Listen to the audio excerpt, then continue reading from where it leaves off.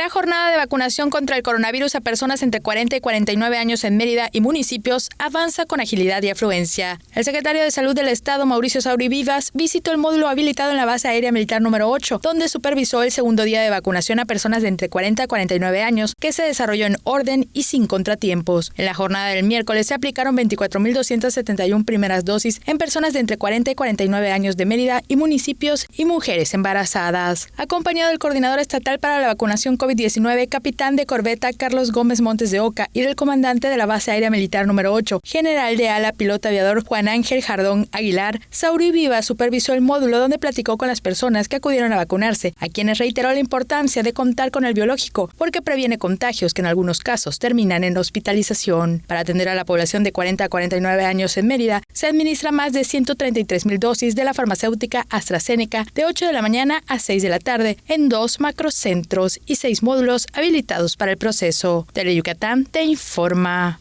Teleyucatán te informa.